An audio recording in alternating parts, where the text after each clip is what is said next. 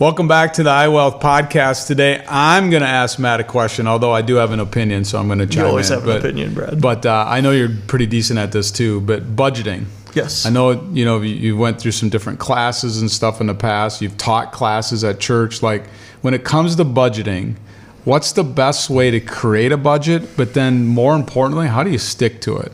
So is there any lessons that you've taught or learned around budgeting, and then any success stories you've seen around that? Well, I'm going to start with the success story. So the success story is our 10-year-old daughter, right, knows about the envelope system, the old school envelope system that sits in the other room.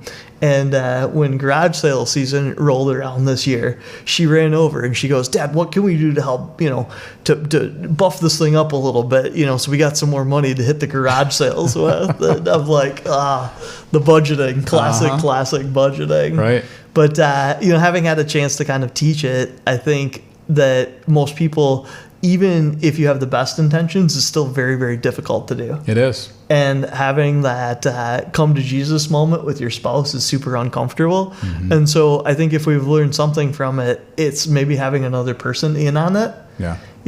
And whether it's once a year, once a quarter, once a month, or even once a week, ideally, right? Yeah. Then all of a sudden those conversations become easier with time. Yeah. And so the time combined with another person that's willing to be the sounding board for it. Accountability partner. Accountability partner, sounding board to it. I think all of that is.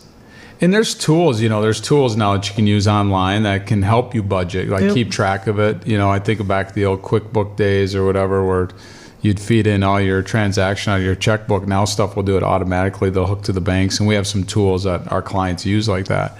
But it's the single biggest issue when it comes to people retiring, because they don't know how much they need.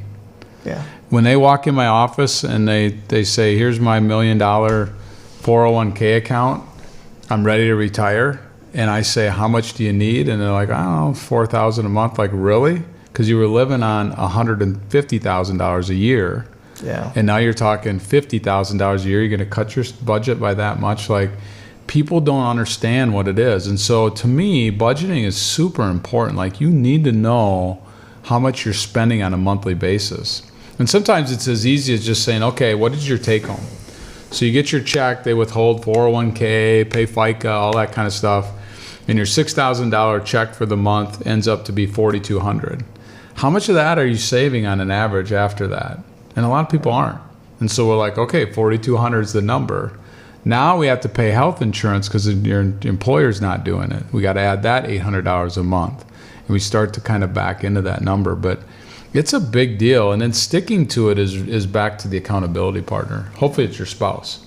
Yeah. Hopefully you guys can sit down and hold each other accountable when it comes to spending money. But I'm as guilty as anybody else. Like, there's the bright, shiny object that shows up, like walking through Menards or something. It's not good. There's, what about this or something? So could definitely use one of those.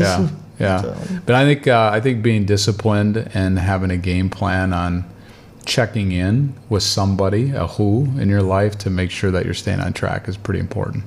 And that's a good way to wrap it up. Who is going to be your who when it comes to the accountability partner? That's right. Are we talking owls? We're talking who. If you like the content, make sure you subscribe. Appreciate it. Have a great day.